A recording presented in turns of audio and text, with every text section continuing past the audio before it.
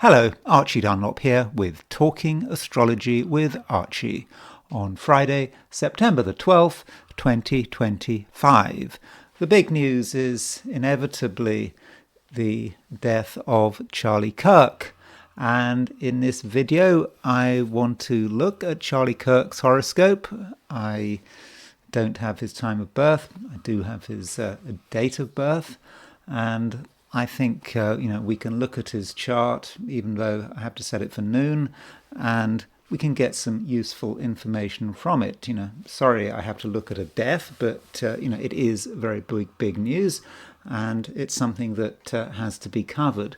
But before we talk about Charlie Kirk, we are going to look at the astrology and the I Ching for today, which is Friday, September the 12th, 2025. And here is the chart for today, set for noon, New York time. Don't forget to like and subscribe if appropriate. So as far as the chart for today is concerned, the moon is in late Taurus. Certainly it's late Taurus at noon in New York, and the moon, earlier in the day had made a trine to Mercury and a trine to the Sun, and I think that those trine aspects between Mercury and the Sun, are important. It's a fortunate set of aspects. When you've got the moon and the Sun and the moon both in Earth signs, when you've got this trine, it is fortunate. It allows things to move and flow, and it's better still, we've got the moon trine Mercury. So that looks pretty good, and it allows us to perhaps be free and open, and also down to earth, because the moon, Sun, Mercury, they're all in Earth signs. Moon, by the way, in late Taurus is potentially on Algol.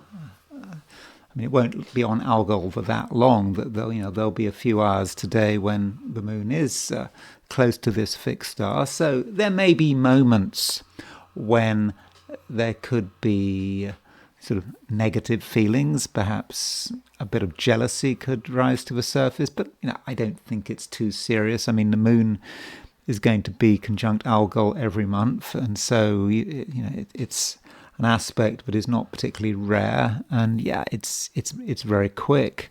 And the moon doesn't just make a trine to the Sun and Mercury, it also makes a sextile to Jupiter, and also a sextile to Saturn. So the moon, brings together Jupiter and Saturn. At least, one could say that. And, that's a reminder that, we had this Jupiter-Saturn square, earlier in the summer, at least summer in the Northern Hemisphere.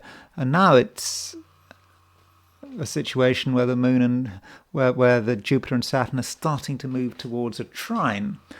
Because, you've got Jupiter at 19 degrees Cancer, 20 degrees Cancer, Saturn 29 degrees Pisces, and so there is the beginnings of a trine relationship between Jupiter and Saturn. But I don't think that this aspect need be of immediate concern. Well, concern is probably not the right word. I think that there are advantages in Jupiter and Saturn being in a trine relationship, but it's not really going to be a big issue this year, sort of more about next year. And, aside from that, we have got the Sun and Mercury making sextiles to Jupiter. And, this is a situation where the Sun and Mercury are getting very close to one another. Over the weekend, the Sun and Mercury are conjunct, completely combust, and you might say that Mercury is damaged by this combustion. It's just too close to the Sun, and Mercury perhaps can't think straight while it's getting close to the Sun. On the other hand, the Sun and Mercury are both making sextiles to Jupiter.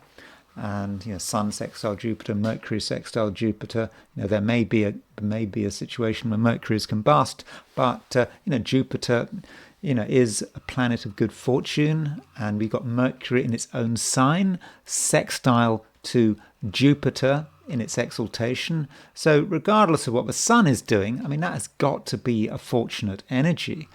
And it just might mean that there's a lot of positive thinking, and however difficult things are in the short term, we can perhaps see beyond it all and start to be aware of new possibilities. And at some stage in the day, maybe tomorrow, the moon goes into Gemini. So London time, moon goes into Gemini at 10:38 in the evening. Sort of in Europe, continental Europe, it's going to be even later, sort of 11:38, and so that's really very late in the day. So if you are in Europe or Africa, yes, the moon might move into Gemini late in the day, but are you going to be able to take advantage of it? Well, probably not. But if you're in the Americas, then this afternoon, moon moves out of Taurus into Gemini, and that does create a change. It creates perhaps sort of more flexibility, and there are possibilities that perhaps we weren't aware of in the past, and also it can be exciting because when the moon moves into Gemini, it makes a conjunction to Uranus, and that conjunction to Uranus, it could be exciting. It might also be disturbing. It will be making a square aspect to 0 degrees Virgo. And remember, there was a new moon at the end of August at 0 degrees Virgo. And that new moon at 0 degrees Virgo, as I will try to explain later in the video when I talk about Charlie Kirk, I think was a very important event. And I know that we've been sort of going on and on about the total eclipse last weekend, and it does seem that this total eclipse has had a real influence.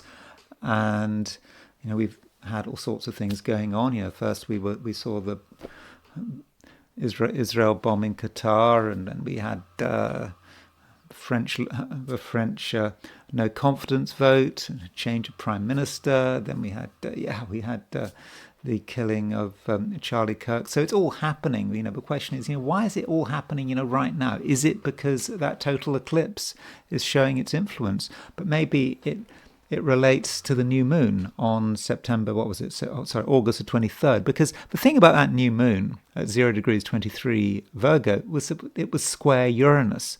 And so that new moon on the 23rd, may say something not just about the following fortnight, but the whole month. So we got August the 23rd new moon, and we got the next new moon, I think, is on September the 21st, 2020, September the 22nd, just before the equinox. So perhaps that new moon on August the 23rd really set the pace for the following month.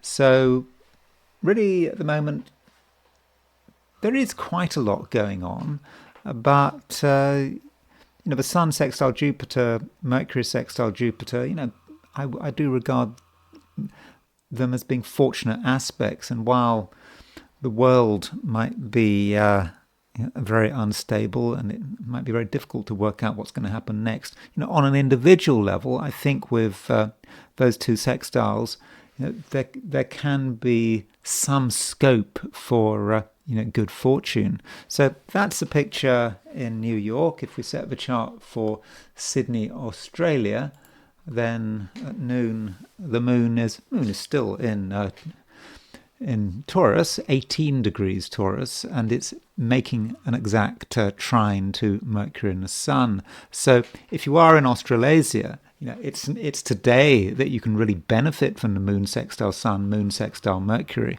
and you might find that things really do move on a material level, but you've got to work on that material level. It's not about sort of emotional movement or anything necessarily inspirational, but if you're prepared to work at the level of the material, then you might find that things move more quickly than expected. And turning to the heliocentric view with the Sun at the center of the solar system, where it should be. That Venus-Jupiter conjunction that I've been talking about over the last few days, is getting very, very close. I mean, now it's pretty much, as close as it gets.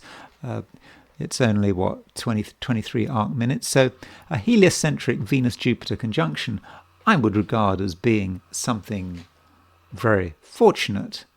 And it sort of mirrors or sort of reflects the fact that geocentrically we've got Sun sextile Jupiter, Mercury sextile Jupiter. So, Jupiter is prominent both geocentrically and heliocentrically. And, that might mean that, we have a chance to move ourselves into the right place at the right time. And if we get it right, I think that, it can be a fortunate day. And aside from that, Mercury is moving towards an opposition of the Earth. Mercury at around 17 Virgo, moving to an opposition of the Earth in Pisces. And that might mean that, not everything is straightforward, and there's always reason to complain. And that might be what it's about. We don't feel entirely comfortable with the way things are going, and we think things could be better, and there might be a lot of talking, but is that talking going to really get us anywhere? Perhaps with the Earth opposition Mercury, it really is possible to think too much and, also talk too much. So now let's look at things from a point of view of the 12 signs. So these are my forecasts for the 12 signs for today, which is Friday, September the 12th, 2025. Aries. Still, Aries, you are trying to get yourself together. You're trying to create some order. And I know that it's important for you to try your hardest to, make things happen. And there might be moments of impatience, but now still, might not be the right moment. Especially if you're in Europe or Australasia. If you're in the Americas, then as the afternoon moves into the evening, things might change. The moon changes sign. The moon moves out of Taurus into Gemini, and the moon makes a conjunction to Uranus. And so, late in the day, there might be some action. There might be that spark you were looking for. And perhaps you'll find that the world is more exciting. Other people are more exciting. They give you the stimulation you're looking for. But outside the Americas, I think that you probably need to just keep focusing, keep doing things, in the same old way, and not feel that you have to do anything differently. I mean, it might be nice to do things differently, but I don't think it would work. And instead, Aries, it's just probably best that you you stick to a plan. If something has worked in the past, then continue with it. Don't make any changes. I mean, it's nice to make changes. It might be interesting to make changes, and you don't want to get bored. But right now, I don't think that there's much to be said or much to be done. And so hold firm and be disciplined, and remember that things will change. And I think that when the moon moves into Gemini, I think that there will be sort of more excitement. And as far as relationships are concerned, okay, I've been a bit downbeat so far, but I can't avoid noticing that Venus is making a sextile to Mars. So Venus and Mars are 2 degrees apart, but they're getting there. And Venus sextile Mars is a fortunate aspect. It's an aspect that can help in terms of relationships. You can not just get on with people, but you can get closer to them with Venus sextile Mars. And perhaps one reason for this is that you're able to understand what people want. And you might not want to understand what people want. You'd prefer to be thinking, about yourself and your own needs, but you do have the capacity to empathize, with the Mars in Libra, Mars in your opposite sign, and Venus is sextile Mars. So perhaps that Venus sextile Mars is about you being prepared to do things another person's way. Not all the time, but you just give someone something. You perhaps you give in to them short term. You don't give away anything of massive significance, but just an ability to compromise, Aries, can be very useful. And it might not seem obvious, it might not feel like it's the right thing to do, but it probably is the right thing to do. And if you give people a chance and you allow people to do things their way, then something unexpected might happen. And in the end, you might be able to benefit from a situation in many different ways. And at the same time, Aries, don't allow things to get too heavy. Whatever you're doing, there is an underlying seriousness to proceedings. Maybe it's just about what's going on in the world. Things are serious. It's difficult to be light-hearted, and you might be tempted to just follow suit. But if you get too serious, then you're not going to be happy, and you might sort of,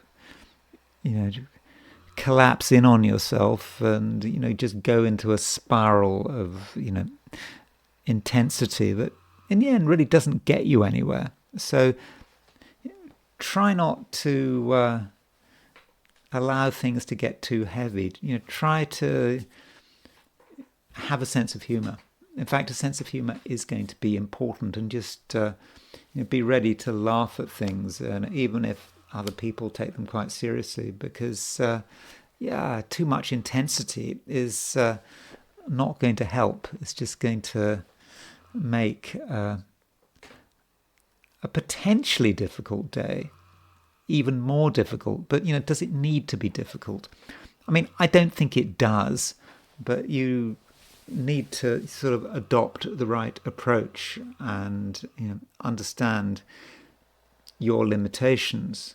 But don't worry about it. I think that when the moon goes into Gemini, whether it's late in the day or into tomorrow, I think that there will be an improvement. Taurus. Heliocentrically, there is a conjunction between Venus and Jupiter. Venus is your ruler. It's exactly conjunct Jupiter. So this Venus-Jupiter conjunction, I would have said, should be pretty fortunate. It allows things to go your way, and you really shouldn't be underestimating yourself. Things can happen. You can make things happen, and perhaps you're helped by the fact that the moon is moving through Taurus, your sign. Okay, it might be conjunct Algol. That's a rather difficult fixed star, obviously, but still, the moon is exalted in Taurus, and so that makes you exalted. And the moon is making a trine to the sun. It's making a trine to Mercury. So, Taurus, you can feel good about yourself, and also you can feel powerful. If there's something that you want to do, then I think there's every chance that you're going to be able to do it. And if in the past something hadn't worked out, you tried hard, but you still hadn't worked. Well, maybe it's worth trying again. And this time round, you need to have sort of complete sort of confidence in yourself, belief that it can work. And if you want to be successful, whatever you're doing, it's important, if at all possible, that you are enjoying yourself. Because, if you are enjoying yourself and you have a good feeling about what you're doing, then really, there's every chance that things can really work for you.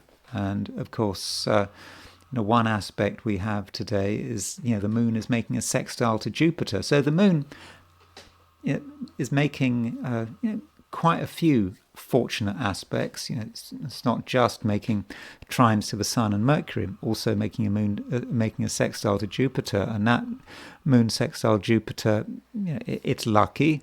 It allows you to ground yourself, and at the same time, you can, tell people what's on your mind. There's nothing that you have to hide, and indeed, it's certainly not a time for hiding, because you've got so much energy at the moment, and it's important that you find a way of actually using that energy. And if you want to use your energy, then find something that you enjoy. Don't do something just for the sake of it.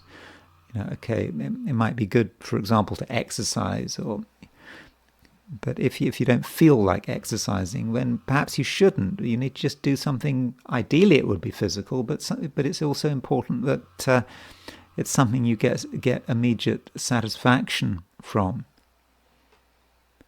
Gemini. Mercury is making a sextile to Jupiter. I think that this aspect is pretty good. I mean, logically, it should be pretty good. I mean, sextile is a fortunate aspect, and your Mercury, your ruler in Virgo, is very strong in Virgo. I mean, Mercury is in its own sign in Virgo. So Mercury sextile Jupiter might mean that you can be lucky, provided you handle things in the right way and you have your eyes open. And this is important because Mercury, yes, it's making a sextile to Jupiter, but it's also making a conjunction to the Sun. And the problem with the conjunction with the Sun is that it might make it difficult for you to see straight. You might get confused. You might regard things as being crucially important when actually they're irrelevant, and vice versa. You can't work it out. You focus on something that's unimportant, and you leave the important things unattended. So maybe, Gemini, it really matters that you get your priorities right, and don't necessarily think that you yourself have got all the answers. It's possible that someone else can help you. You don't have to do everything on your own. And if you don't trust yourself to get it right, then it's okay to get a second opinion. And this does feed into the fact that Mercury is sextile Jupiter. Mercury sextile Jupiter, it's not just about you being luckier than average, or you having the potential to be luckier than average. It also says something about other people and how you can get on with other people, and how other people are going to be there for you. And this Mercury sextile Jupiter may be especially effective when it comes to relationships, because it seems that you can get on very well with other people, and you can experience their generosity. I'm not necessarily talking about material generosity, it's emotional generosity, and I think that you will find that people are there for you. But at first you might not believe this. You might have your doubts. Perhaps you start the day with your faith in human nature being at a low ebb, but it doesn't have to be at a low ebb. Geminis, they can ask too many questions, and they can assume that everyone else sees things in exactly the same way as they do. Of course, that is not true. Some people have different priorities, and some people, they're prepared to be generous, and they're prepared to be generous to you. Now, as far as money is concerned, I'm not saying that you're going to be a recipient of financial generosity, but it could happen. Jupiter is in Cancer.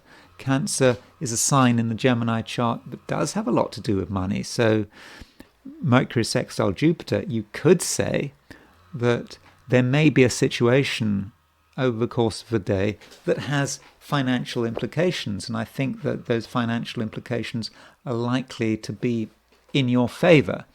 So, don't look a gift horse in the mouth. If there is an opportunity, make sure that you are around to take advantage of it. Though, as I've already said, this Mercury sextile Jupiter may additionally say something about relationships. And I think in general, Gemini relationships should work pretty well today. Cancer. The moon is in late Taurus, getting ready to move into Gemini. And so moon in late Taurus, it's not bad. I know that you've got Algol in late Taurus, and so the moon might be sort of conjunct Algol at some stage in the day. And, with moon conjunct Algol, there may be moments of concern, and perhaps there could be negative feelings, maybe your negative feelings. It could be someone else's negative feelings. Perhaps there's a tinge of jealousy somewhere along the line. But, I wouldn't worry about Algol too much. And, aside from the moon conjunct Algol, the moon is making a sextile to Jupiter. It's also making a trine to the Sun and Mercury. These are fortunate aspects, and they allow you to make gains, across the board. And, additionally, I think that you can benefit from other people. Other people will, to an extent, be there for you if that's what you want. But, as the moon moves into late Taurus, you may feel that it's all been rather exhausting over the last couple of days, almost a week. And perhaps as you go into the weekend, you're looking for more stability, and you don't necessarily feel that you absolutely have to be at the center of things. Though the moon does make a sextile to Saturn, and so with the moon making a sextile to Saturn, that might indicate that you can trust certain people. You don't have to do everything on your own, and certain people are going to be around and they're going to be available, and they might have an interesting perspective that you need to listen to. You haven't got all the answers, and sometimes it's worth the effort, listening to someone who has a different perspective, because I think that they might tell you something that you really need to listen to, because it could make a difference, and certainly a fortunate difference. Leo. The Sun is making a sextile to Jupiter. Now, this Sun sextile Jupiter has kind of been creeping up on us. I didn't really notice it, and now it's there. Sun in Virgo, sextile Jupiter in Cancer. So if the Sun, your ruler, is sextile Jupiter, that would indicate that you should be in quite a good position.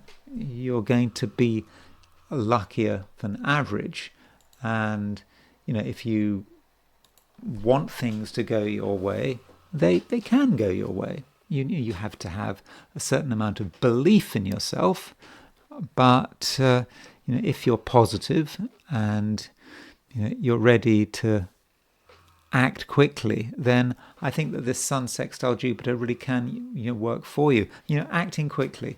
Well, this is perhaps at the heart of what astrology is all about, at least in terms of benefiting from astrology. Some people benefit from astrology, others don't.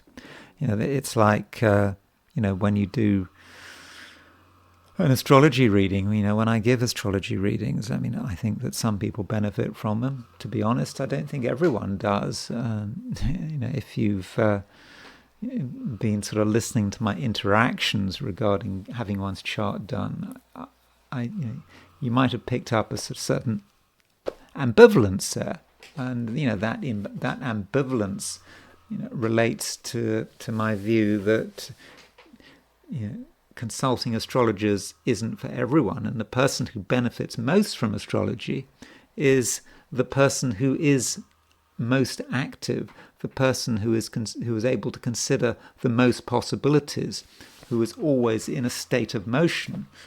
But the problem is, from my perspective, is that people who are in a constant state of motion, who are constantly looking for new opportunities, who are able to consider 50 different things in a day, they're the kind of people that don't generally consult astrologers.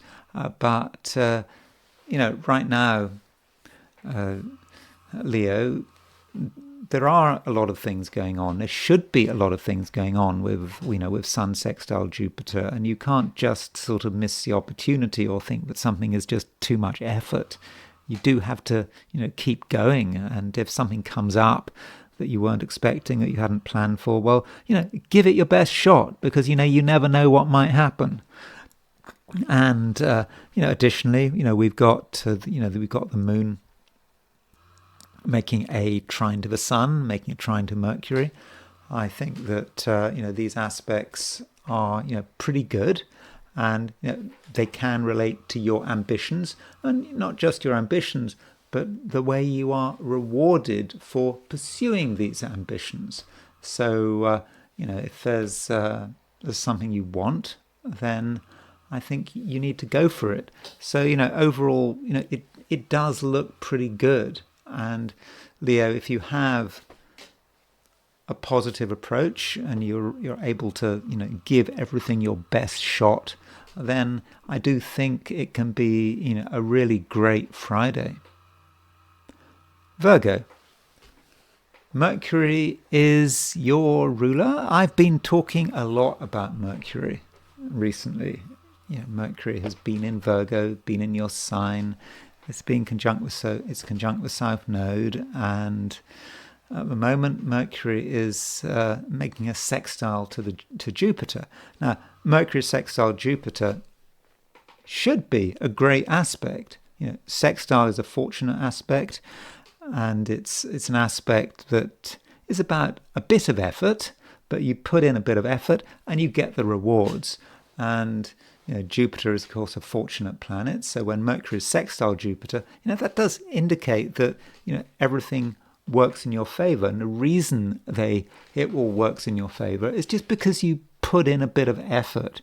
If you just do nothing, of course, you can't expect much to happen. But just put in some effort, put in some work, and you may find that things really take an interesting turn for you, and that it might be the end of a week, it might be a Friday, but even so, things can happen, and there may be a sort of a last minute benefit of a financial or material nature.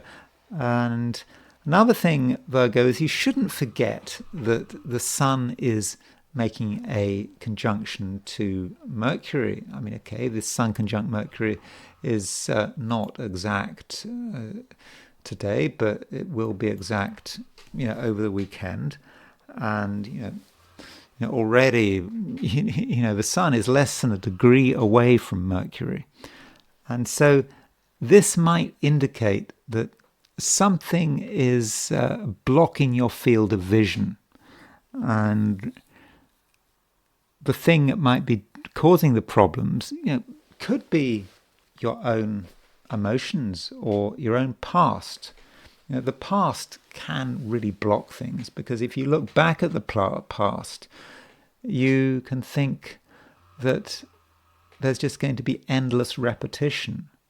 That is something that we all feel, this concept of endless repetition. I know that, was it Nietzsche had this idea that everything repeats. I mean, literally everything repeats, and it's this perpetual cycle. I mean, I wouldn't go that far, but you may see it to an extent. And so if you've got things repeating again and again, then that could be dispiriting. I mean, just the fear of things repeating. Because if it's happened several times in the past, well, you're thinking, well, it's going to happen again, isn't it? I mean, that's pretty inevitable. But you don't want to get caught by this concept of inevitability. You can sort of break the pattern. It's absolutely possible to do that. Though, you can see why it's difficult. I mean, Mercury is making a conjunction to the South Node. I mean, Mercury conjunct the South Node does indicate the past and the pull of the past. And, even if you consciously want something to happen, unconsciously, you might just want it not to happen. You might want to stay where you are. You might want to stay stuck.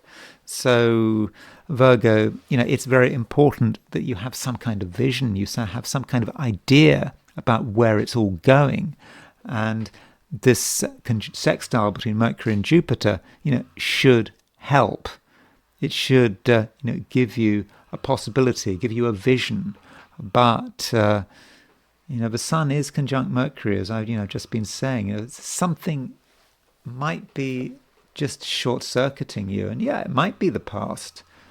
Or, your theories about the past. Something that always happened in the same way. And you're of a view that it just can't be changed. And so in certain situations there could be defeatism. If something hadn't worked in the past, there'd been a pattern of, I won't say a pattern of failure, that's a bit extreme, but if there's just been a pattern of disappointment, then at some level you might take actions to create disappointment in the future. And that would just be, so unnecessary. I mean, it needn't happen. Yeah, especially with Mercury making a sextile to Jupiter. Really try to focus on the positives. And, this Mercury sextile Jupiter, it's not just about you, it's about other people as well and how you get on with them. And I think that this Mercury sextile Jupiter does allow you to get on very well with other people. And so, ideally today, you should make some effort to meet new people, perhaps to go to a party, some other kind of gathering. Ideally, you don't want to spend the day on your own because, people are there for you. They've got a lot to offer. And so, you'd be missing something if you felt that you didn't need company. I think you would certainly do well by being with other people. I'm not saying you need to be with other people, but the right company, Virgo, can do you the world of good. Especially as Mercury is making a sextile to Jupiter. Mercury sextile Jupiter, it's a great aspect, and it's also an aspect that can be connected with relationships. I mean, obviously, because Mercury is ruler of Virgo, your sign. Jupiter's ruler of Pisces, your opposite sign. So that means that Jupiter does have a link with relationships in the Virgo horoscope. And so that Mercury sextile Jupiter, really does allow you, to get on with other people and perhaps to take a relationship to a new level. Libra. We have a conjunction between Venus and Jupiter heliocentrically. And this heliocentric conjunction, it's been forming for a few days now, but it's now exact. And as you know, if you've been looking at my recent videos, I'm pretty enthusiastic about this conjunction. And I think that Libra, it can be very helpful. It can allow you to make the most of what you have, and it can certainly make you positive about your prospects. And that's always a good place to start, to think that things can work. if you're totally negative, then your negativity can become a self-fulfilling prophecy. So if you can be positive with this Venus conjunct Jupiter, which I think you should be, then you can really take things to the next level, and you can just start to be aware of what is possible and what you can do. And today, Libra, you certainly have a lot of energy. You are very energized.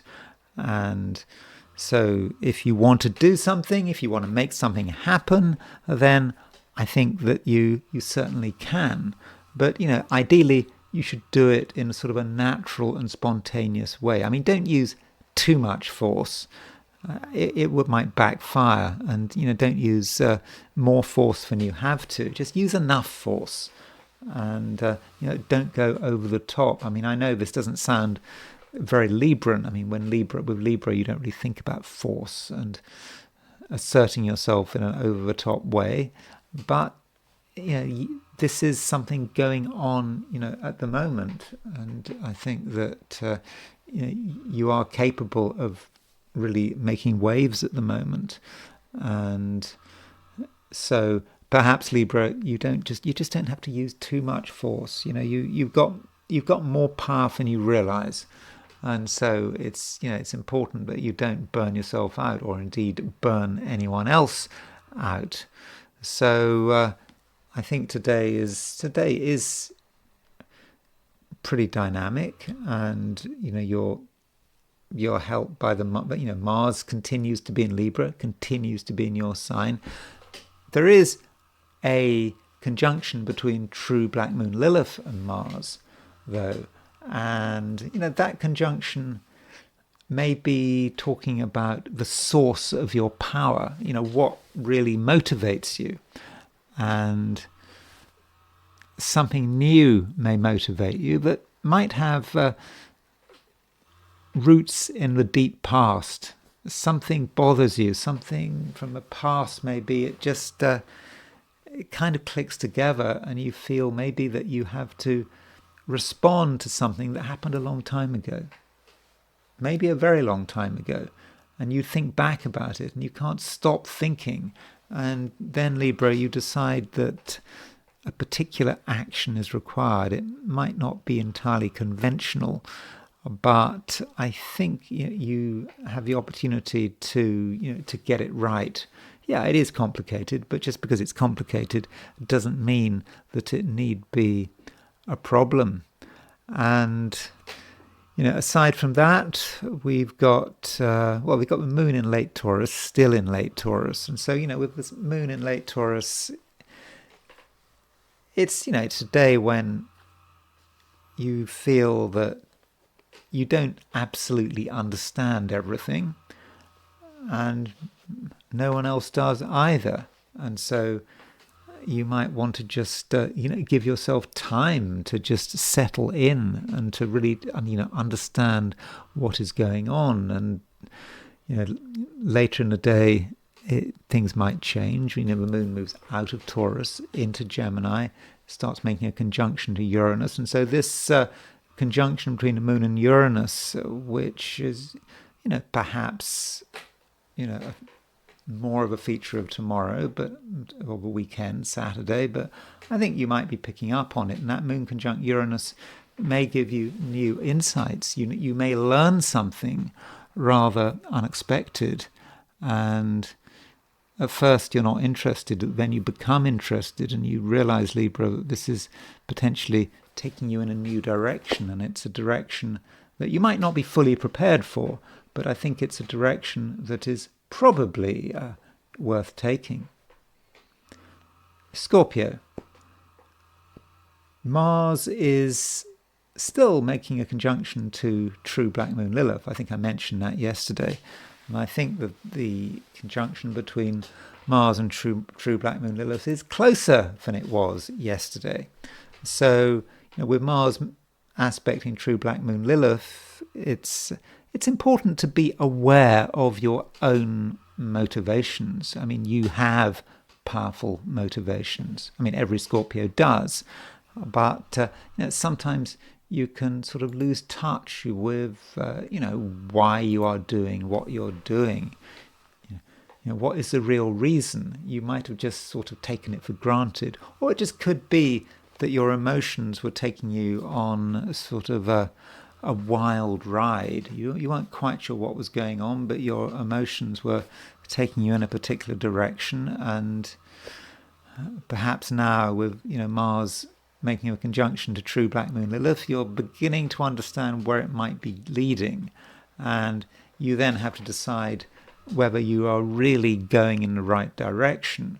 And perhaps you are taking something too seriously, or at least your unconscious is taking something too seriously. So maybe some Scorpios will want to apply the brakes. Perhaps something has just gone too far and you need to stop and work out what's going on, and perhaps not make things too complicated. I mean, you could make things too complicated. Some Scorpios, may be concerned with sort of very deep matters, perhaps almost connected to sort of life and death, and there may be something quite scary about it. Maybe you're scaring yourself. I mean, that is possible, because you take something too seriously. You over-dramatize it, and you turn something which is quite regular, quite normal. You could just decide to turn it into a horror story. I mean, I'm not saying it is going to be a horror story, but Scorpios might feel that it needs to be turned into a horror story, and perhaps that's just your sense of the dramatic. Horror stories.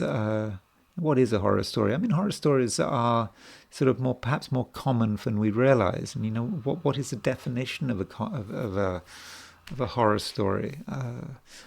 It's something perhaps unexpected, which is dark and perhaps relates to the darkness of human nature, and it just does crop up, and we get that with maybe with this Mars making a conjunction to true black moon Lilith. But maybe in one's horror stories, in one's average horror story, one can find the gem, one can find one's own power.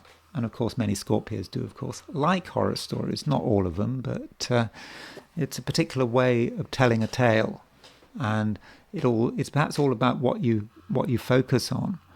And so, it does look as if, today could be quite heavy, but at the same time, I think it can be fortunate. The Sun is making a sextile to Jupiter, and, with the Sun sextile Jupiter, opportunities may come in a surprising way. You thought that it was just going to be an ordinary Friday, but maybe you come across something, or you come across a person and they have something for you. I mean, they may not even know that they have something for you. Maybe they know something, or they know someone, and you're able to make a connection, or something just suddenly comes together and you understand, what it's all about.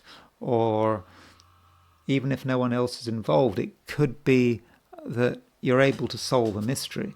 Something from the past has relevance in the present and the future, and you can bring it all together, and it's a situation that very much works for you, and it is quite surprising. And it just may be that there is a surprisingly fortunate turn that seems to almost come from nowhere. Sagittarius.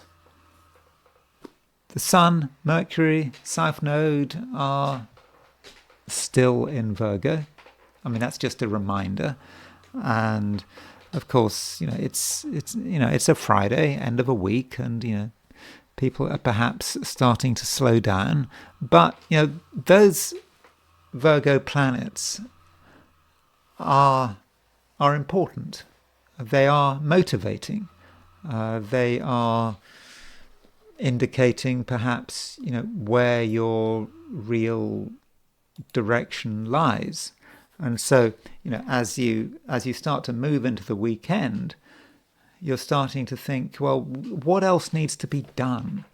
And you are thinking hard about the next step and your ambitions, and you don't want to stop, and that's reasonable, but you don't want to take things too far. We have got the South Node conjunct Mercury and conjunct the Sun in Virgo, and so the South Node might pull you in the wrong direction, or rather in a direction that is unbalanced. There's no such thing as the wrong direction, but if you go in a direction without thinking about the opposite force, then you can get yourself out of balance. And as far as what that might mean, it might mean, for example, that you put just too much energy into your ambitions and into the achievement of whatever it is that's important to you, and you forget about other things. And some of the other things you might forget about, well, you might forget about what matters. You might forget about your sort of basic security, or you might forget about the people who matter most to you. For example, your family. So you can't just completely go in one direction without thinking about the past and without thinking about responsibility. But you don't want the past to be holding you back, or your family to be holding you back. I don't think they're trying to hold you back, and I think it's just important that you're able to get that balance. Now, one aspect we do have, which I think could relate to your ambitions, is a sextile between the Sun and Jupiter. So the Sun in Virgo and Mercury in Virgo are making sextiles to Jupiter. Jupiter is your ruler. And so what these sextiles seem to suggest is that you need to think things through carefully. Especially if you're working, you need to think about how complicated things could be, and realize that things, don't exist on a purely surface level. That's not how they work. But if you are able to ask difficult questions and to really be able to get involved in things which are complicated, then you'll start to make connections. And these connections, to begin with, might be in your own mind, in your own heart. They might be emotional connections, but they're also connections to the wider collective. And as it comes together, you start to realize, what it's all about and where your destiny is. And then you can start to find your own luck, remembering that heliocentrically there is a conjunction between Venus and Jupiter. Now, a Venus-Jupiter heliocentric conjunction may not always be accessible because it's heliocentric. Heliocentric aspects can be very generic, and humans down here on Earth just may not find that it's easy to take advantage of them. But if you're able to explore the complexities of life, then you're going to be able to have some understanding of what this Venus-Jupiter conjunction is all about, and how you can benefit from it. And also, don't forget, Mercury is sextile Jupiter. Mercury sextile Jupiter, it's a great aspect, and it's a great aspect for relationships. And it allows you to understand another person like never before, and also to communicate your understanding. Sometimes it can be difficult to talk to people, however well you know them, but right now it's going to be relatively easy. And if you want to open up, perhaps on an emotional level, then it shouldn't be so difficult. Jupiter is your ruler. It is in Cancer. It is sextile Mercury, and so perhaps by being open and honest with another person, they will then be prepared to reciprocate. Capricorn. I think it is important that today, as far as possible, that you try to sort of lighten up. I don't think that there is anything that you have to take too seriously. If there have been serious issues in your life, then at least in a short term, I think they have been largely dealt with, and you perhaps can now sort of afford to relax and also to consider what you enjoy, what's important to you. There may be things that you've been neglecting that you're very interested in, but you felt maybe there just wasn't the opportunity. But no, I think that you do have the opportunity, and at the same time you can start to look at things in a new way. You don't have to be single-dimensioned. You can explore other approaches. There are going to be alternatives, and so if you have a choice between something that is rather boring, you've done it all before, it's not very stimulating, you've got a choice on sort of doing that and doing something new and interesting and perhaps elevating, then try to go for the latter. You don't have to be satisfied with the past. You don't have to restrict yourself. And remember, the moon is making a trine to Mercury. It's making a trine to the Sun, and so it's in Earth sign. So those trines are having an impact on Capricorn, which is your sign. And so I'm confident, Capricorn, that if you make a special effort to enjoy yourself and to be creative, that it can all work for you, very well, and you needn't worry too much about what other people are doing or what other people are saying. I mean, it may be the case that someone is jealous of you. I mean, not jealous in a very serious way, but jealousy can be distorting, and so if you don't get sufficient encouragement in one quarter, just maybe someone is jealous of you. It's an emotion, jealousy, which is more common than many people realize. I think jealousy is all over the place. It always has been, always will be, and there could be some jealousy today, and that shouldn't bother you, but it should perhaps give you pause for thought, and it might explain why another person is acting in the way they are. But as I said, don't worry about it too much, and with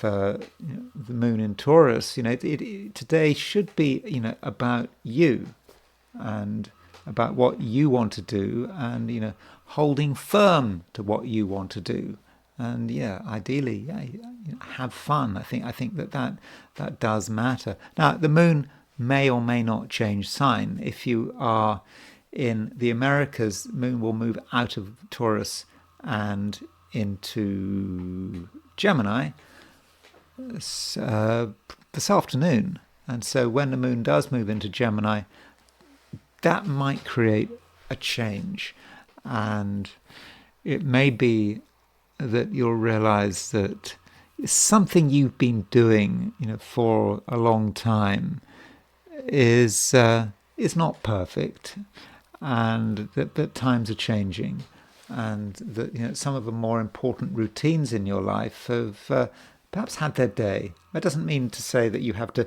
completely get rid of a routine, but you perhaps have to change it. Perhaps change the priority, or change how much time you give to something. Maybe you've been giving something too much time or not enough time, and matters are made more complicated by outside expectations. Perhaps people have expected you to behave in a particular way, to follow a particular routine, and it's been easier just to do what you've done in the past. But now there is some change, and it may come as early as this afternoon if you're in the Americas. If not, then it may be more about tomorrow. And as tomorrow the moon will most certainly be in Gemini, and so don't think that everything is written in stone, and it just may be that some of the things you're realizing today, but perhaps you're enjoying today, will have an implication later on, and you might decide that the habits almost of a lifetime are not necessarily doing you much good. That by changing them, you won't be harming yourself, but you'll be giving yourself new opportunities, and you'll be starting to align to the future. And that's a long-term process. It's not like you have to do anything today or tomorrow. You don't, but you do have an opportunity to think about the future and to start this process of realignment. Aquarius. The moon continues to be in Taurus, and that does matter if you're an Aquarian, because Taurus is a fixed sign. It's a sign that may be different from your own, but it has some similarities. Obviously, Taurus is an earth sign, Aquarius is an air sign, but they are both fixed. And with a moon in late Taurus, you could find yourself being quite set in your ways. You want to do things in a particular way, and as far as you're concerned, you just want to carry on. Carry on forever. Why stop?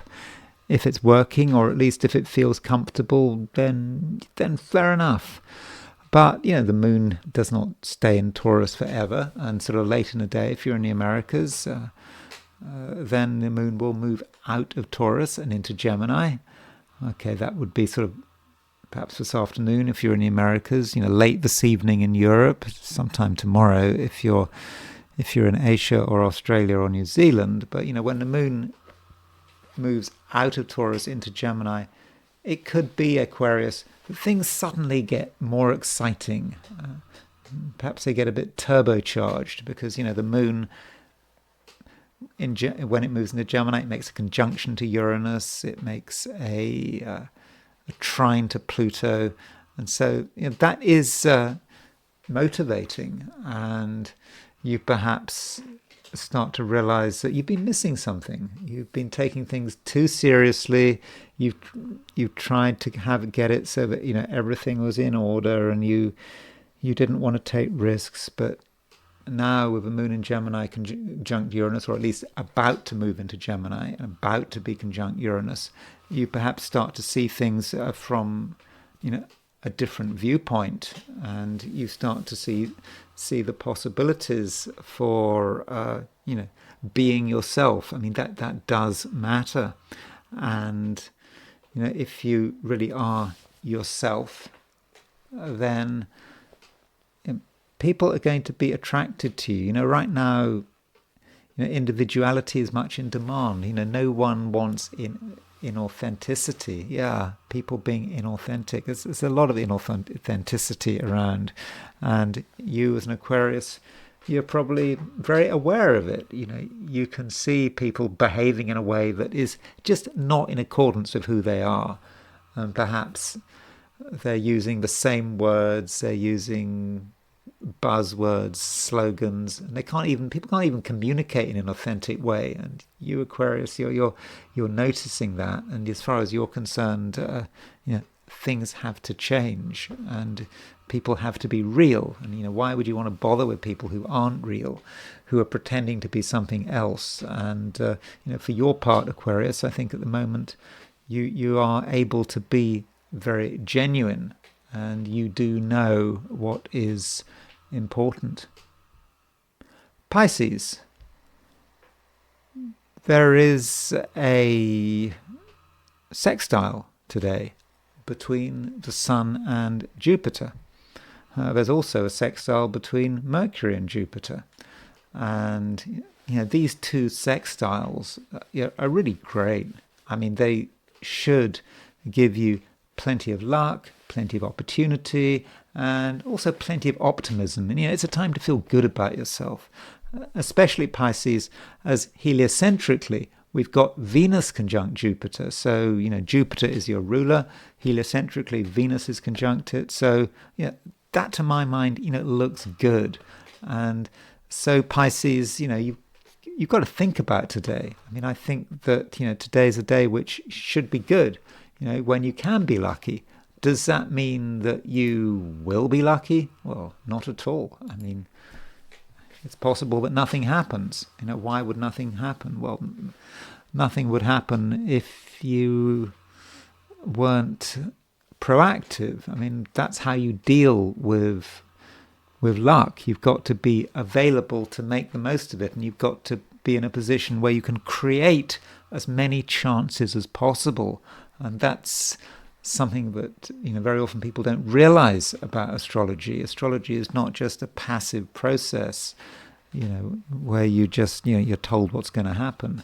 You have to think about all the possibilities and use astrology to help you make the best choices, and just always be ready to take advantage of things, to take advantage of Mercury sextile Jupiter or Sun sextile Jupiter. And as far as a more specific view is concerned, I mean, the Sun and Mercury are both in Virgo. They're both in your opposite sign. And so if there is any good fortune today, it might come through another person. What someone does could be of great assistance to you, but it's very important that you hold on to your own power. Power does matter. And, as I think I said yesterday, with Saturn and North Node in Pisces, it is about you. It's about you making the decisions. But with the Sun Mercury conjunction, in fact, in Virgo, it seems that you can benefit from other people, provided you always keep in mind your own interests. And what you don't want to do, Virgo, is get yourself into a position where you're indebted. So if someone offers you a favor to do something for you, well, make sure there aren't any strings attached. That's absolutely not what you want. So make it absolutely clear that you are not going to accept a position of being in debt to anyone. But still, in the right circumstances, you can find yourself in a situation where you can benefit from another person's spontaneous generosity. And that generosity, well, I'm not talking about money, I don't think. It's more about sort of emotional generosity. Someone perhaps prepared to give you advice, prepared to give you the time of day.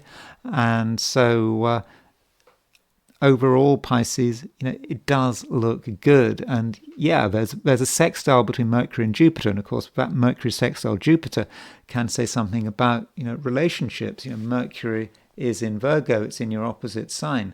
Mercury could well symbolize another person. And because it's sextile Jupiter, it's like sextile you. And so that might be a connection between you and another person, and that other person is quite strong and uncompromising, but then you can be strong and uncompromising as possible as well. So this could be sort of a meeting of equals. And if you're in a situation where you're dealing with someone who respects you and you respect them, then I think that things could work very well. So those are my forecasts for the 12 signs, and now it's time to look at things from the viewpoint of the I Ching. So I asked the question, what is Friday going to be like for those watching the I Ching section of this video? And the first hexagram I got was hexagram number 28, which is the preponderance of the great. Now, this hexagram can be problematic. I mean, it represents a dead weight. I mean, it can represent a dead weight. I mean, you look at it, you look at this hexagram, you've got 4 unbroken lines in the middle. Something really very heavy, and it's got some handles on either side. the unbroken hexagrams, but those handles, they're not quite good enough. Are they really going to be able to bear this burden? And yeah, it could be a burden. And the question is the burden too much? And the general advice from the I Ching is saying, no, it is not. It's something that is massive. You're perhaps getting ready to commit yourself to something, and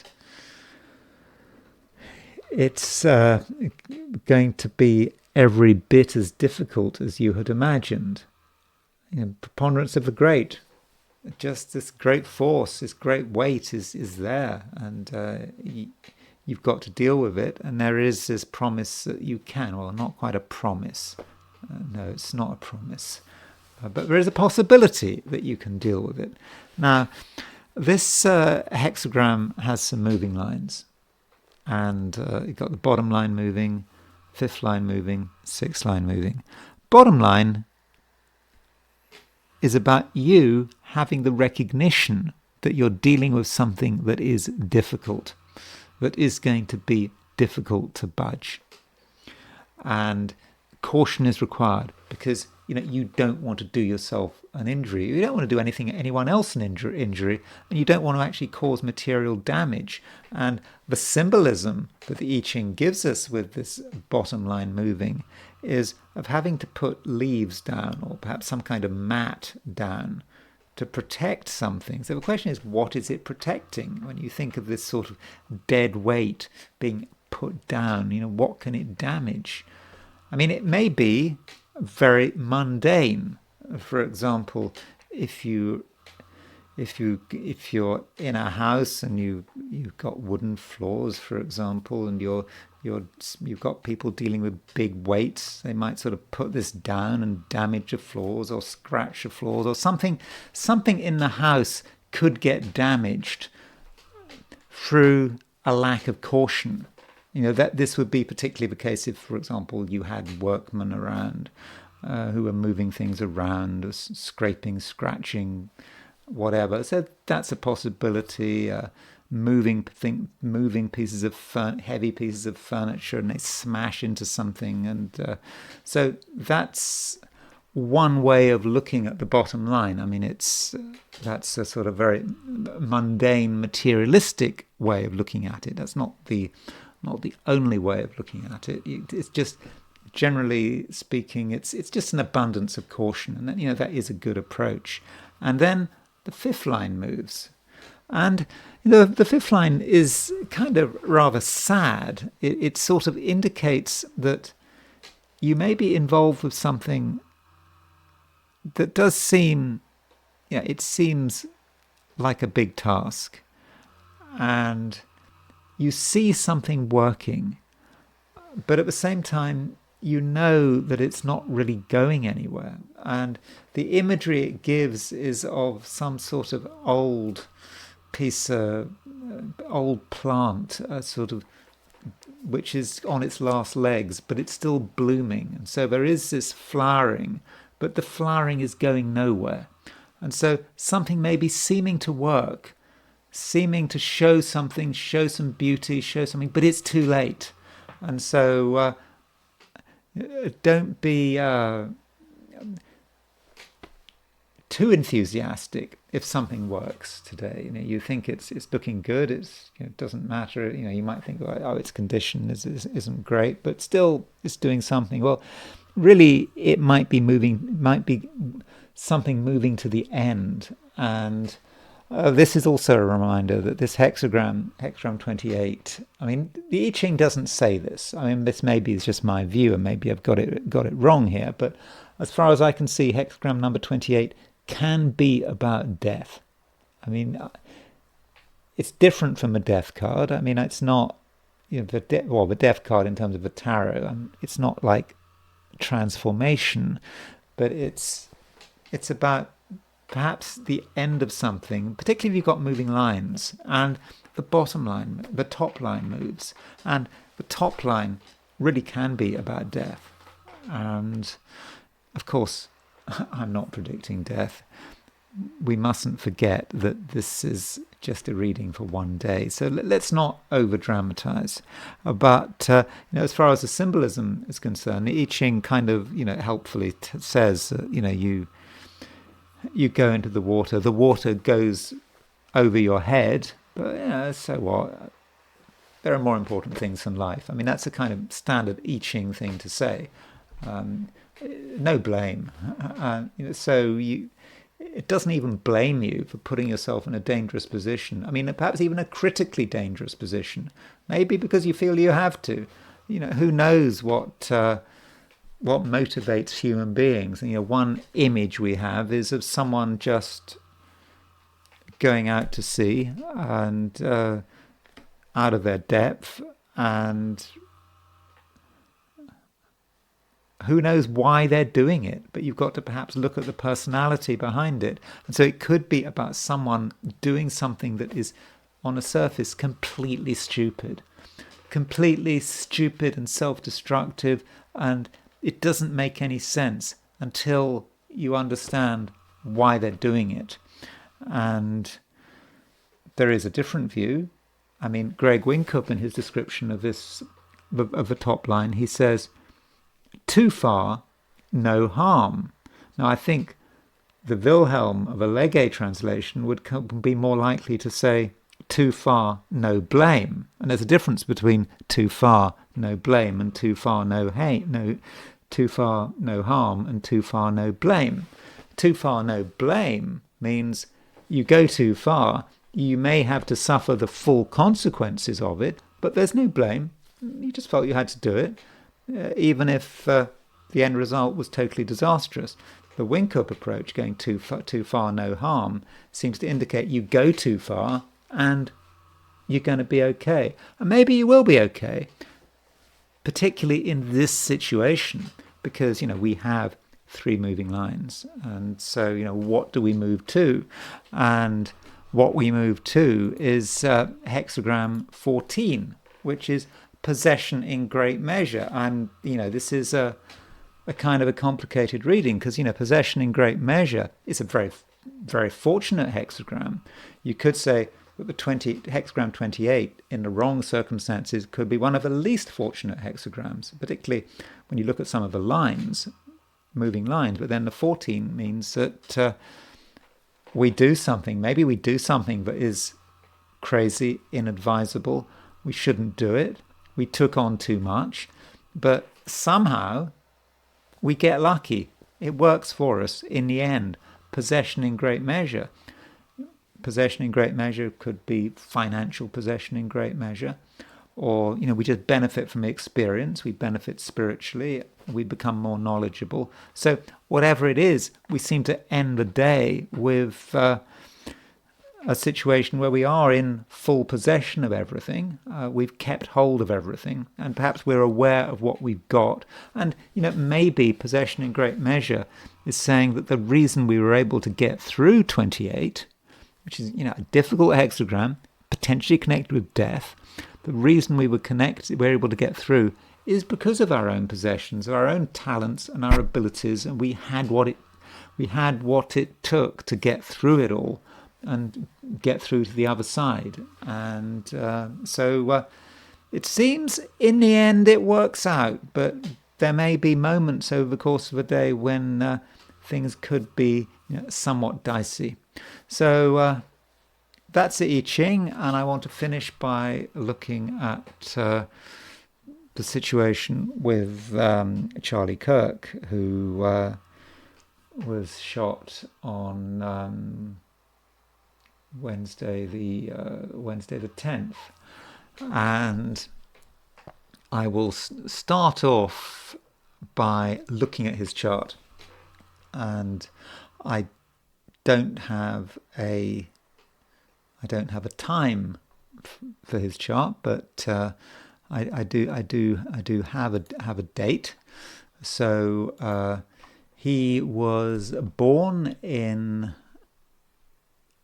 where was he born? He was born in, that's his midpoints. So he was born in Illinois, in Arlington Heights, Illinois, on October the 14th.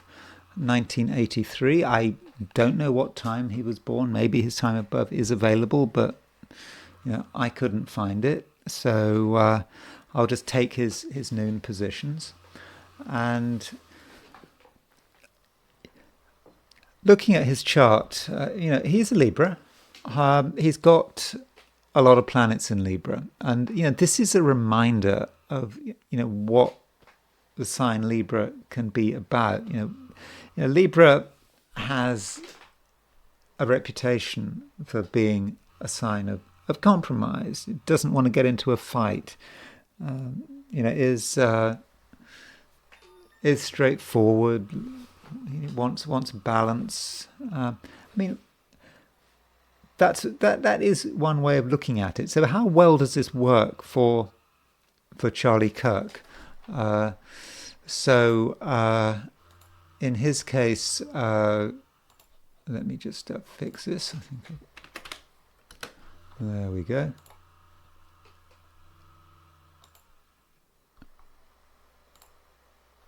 Sorry, I misspelled Charlie Kirk. And so as far as Charlie Kirk is concerned, him being a Libran, he is very well aware of balance.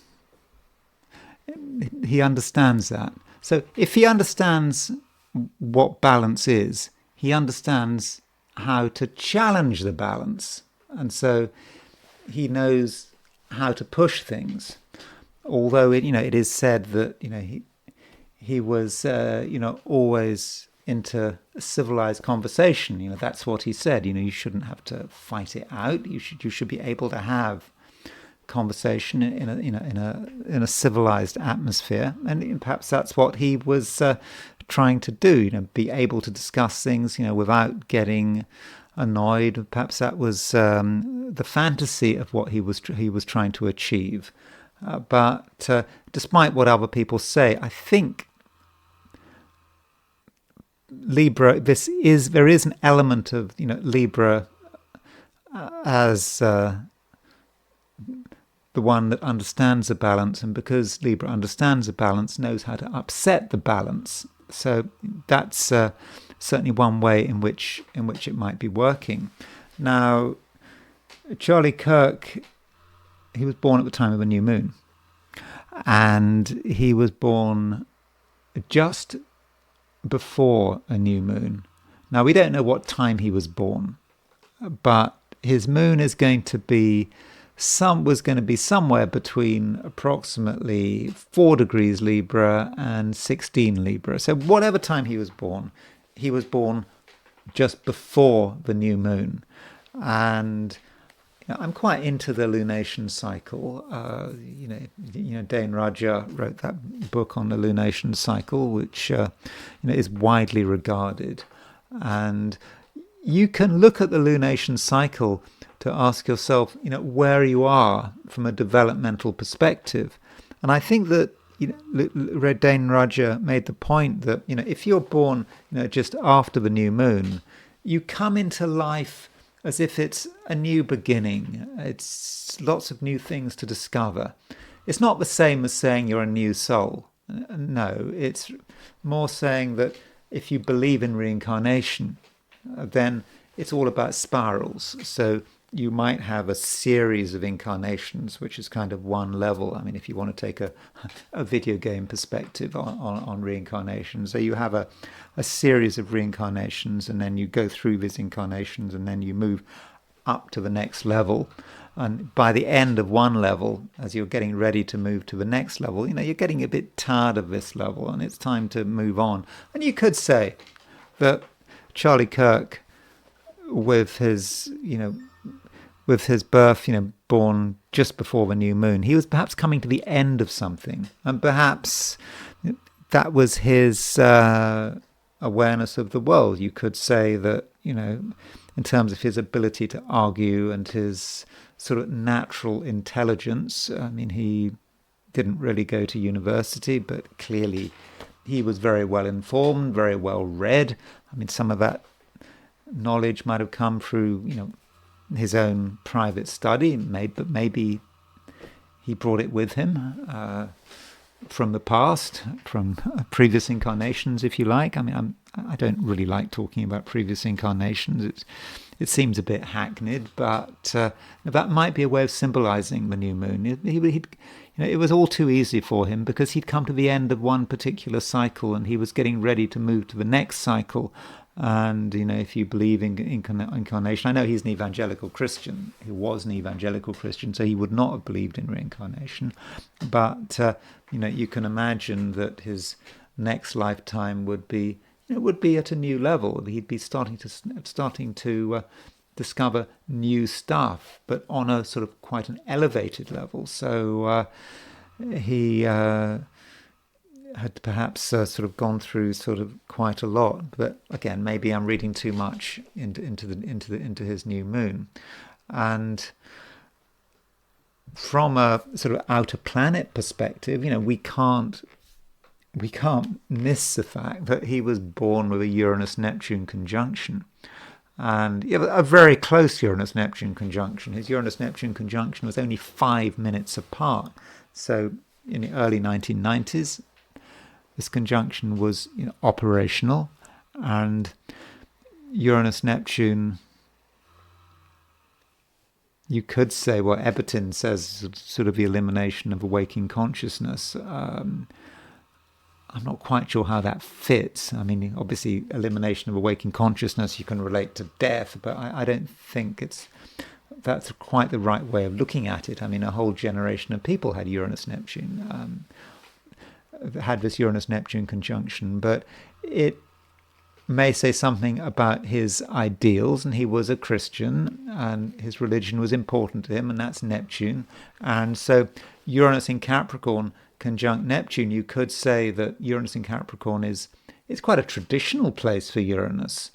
And so his sort of revolution may be about sort of going back into the past, thinking about traditional values and a traditional approach to spirituality, hence sort of evangelical Christianity. So that might be how the Uranus-Neptune conjunction was working in his life.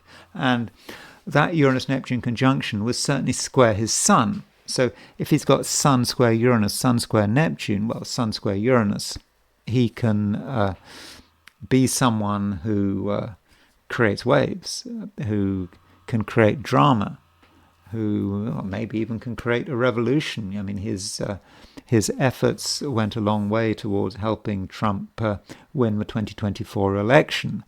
But, he's not prepared to just stand by and watch things happen. Sun Uranus, wants to have an impact. And the moon may have been square his Uranus as well. We don't really know for sure because I don't know his time. I don't really know his time of birth.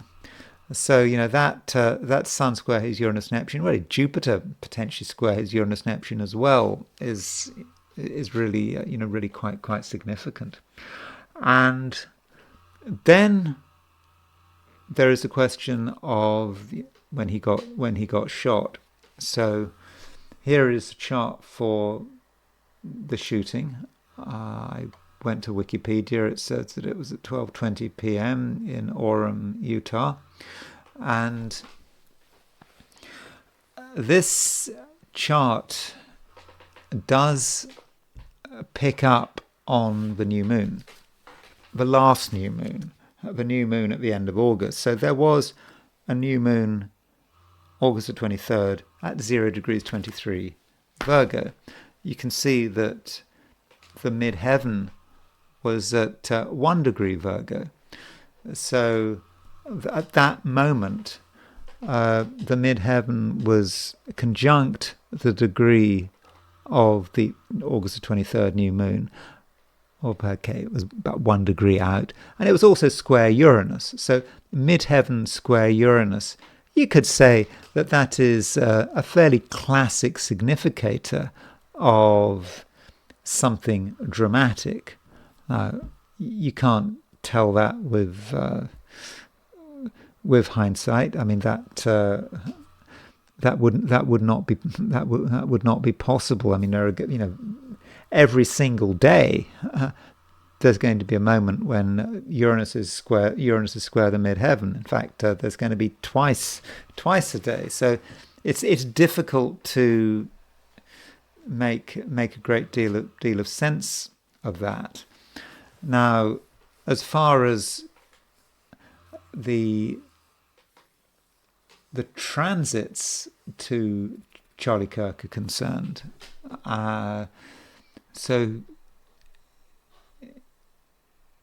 I think these are the transits. Okay, so we've got Charlie Kirk's horoscope in the middle, and we've got the transits, on the outer wheel.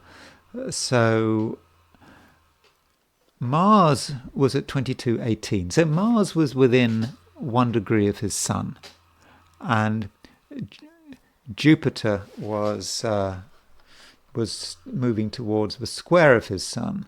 So we might say that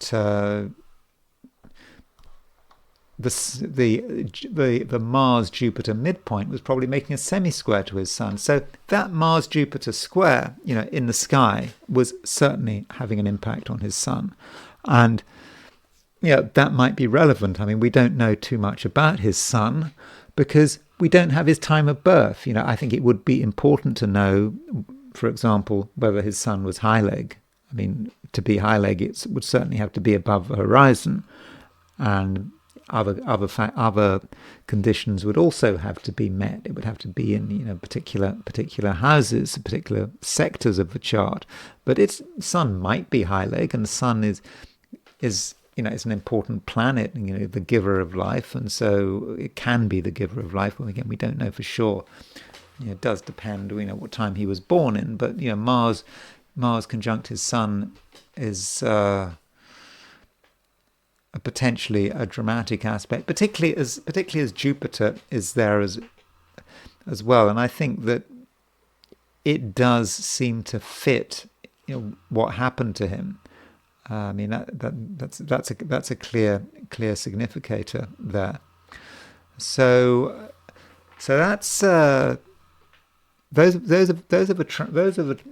the transits, and then we have his solar arc directions. So he was 31 years old. So we take his natal chart, we move everything in his everything in his chart 31 degrees, and so here are his solar arc positions. And so as far as the solar arc directions are concerned, it seems that his solar arc directed Sun, which is the same as his secondary progressed Sun. Solar arc directions are not the same as secondary progression, but for the case of a Sun, it is the same. So his solar arc directed Sun was moving towards a conjunction of Pluto. That's true, and more importantly, it's moving towards a square of Saturn. So one aspect which I didn't talk about so far, but Charlie Kirk has, is a Saturn-Pluto square. Saturn in Aquarius, square Pluto in Scorpio. And that's the generation he was born under. So Saturn-Pluto square is an aspect which is it's quite tough. Wanting to perhaps break things and maybe not being happy with the way things are. But anyway, progressed Sun square his Saturn and conjunct his Pluto, that is not great. And you could say that Uranus and Neptune are kind of involved with it. I mean, Uranus and Neptune are sort of moving towards his Saturn and moving towards his Pluto, but they're not exactly there. So I think that there are some solar arc directions of note there, which might have had some impact. And we also need to think about repeated signatures. So he had solar arc directed Saturn square his Sun. In fact, he had this solar arc directed Uranus-Neptune conjunction is trine his Sun. So that would be, but trines in solar arc directions one doesn't really look at so much. I mean, one should look at them to some extent, but I don't think they're as important as the semi-squares, squares, conjunctions, oppositions, sesquiquadrates. So his Sun is... sorry, I've got that mixed up. His Uranus and Neptune are aspecting his Sun by trine, and I'm just a little bit uncertain about whether or not one should use solar arc directed trines. I think one should, but they seem to be sort of less significant from the squares. As far as his Saturn is concerned, it's his directed Sun which is making a square to his Saturn. And then his solar return. Looking at solar returns, when you're dealing with someone who doesn't have a time of birth, can be difficult, because when I'm looking at solar returns, I want to see ideally things that are angular, but still we can look at his solar return set for noon, set for last year, because he was born in October, so this was the October before the shooting. And what we do see in this chart is Sun square Mars, Sun opposition Chiron. So Sun square Mars is an angry aspect, and so he's got Sun square Mars in his solar return. So that's the potential for the whole year, having that Sun square Mars. And so going back to the chart of the shooting, at the time of the shooting, he had Mars was on his Sun. So you can see the double signature there. The solar return has the potential for a problem with Sun square Mars, and then at the actual time of the shooting, Mars comes along and it hits his Sun. And then there is the new moon. The new moon, I mentioned this new moon. I think that this new moon is important, the new moon at the end of August. So, we should, when we think about new moons charts, we shouldn't necessarily think that they end in 2 weeks. I think we should certainly allow them to continue their impact, for a whole month. So looking at the new moon set for August the 23rd, and I've set this for Aurum in Utah, and this chart has Uranus rising. And so you actually could say that you might have expected potentially something difficult to happen in this part of the world, because Uranus is on the ascendant, and also the Sun and the Moon are, because the new moon was at 0 degrees 23 Virgo, so they are making a square to the ascendant, and so the new moon perhaps indicates that something bad, something quite explosive might happen at this time. And if we do an astrocartography for Utah, so this might be a bit difficult to read, but here's the astrocartography for Utah, and this yellow line here are all the places where Uranus is on the ascendant, and this yellow line is all the places where the Sun and the Moon are square the ascendant. So they are going right through Utah. So you can see how this new moon might have indicated that this might have been somewhere to be concerned about. This might have been a particular trouble spot. So those are a few thoughts about Charlie Kirk. I haven't obviously looked into his chart in great detail, but even without a time of birth, I do think that we can see that there definitely were things going on. And maybe if he had been consulting an astrologer, I mean, looking at everything, I think that if he'd spent a lot of time with an astrologer, I think he might have perhaps been more careful, because I think it could be argued that it was a dangerous time for him, and particularly when you think about that Mars. Mars was crossing his Sun, with that Sun-Mars square in his solar return, and with some of the solar arc directions. It wasn't easy, but it is difficult, and maybe with his new moon, he was born just before the new moon. Maybe it was his time to go. He'd done as much as he could in his 31 years, and perhaps it was time for him to move on for sort of new challenges. So thank you very much for watching this video. If you enjoyed this video, I'd be very grateful if you were to like it. If you're not subscribed, I'd be super grateful if you were to subscribe. If you want to buy me a coffee, there's a link in the description, and I will talk to you again tomorrow.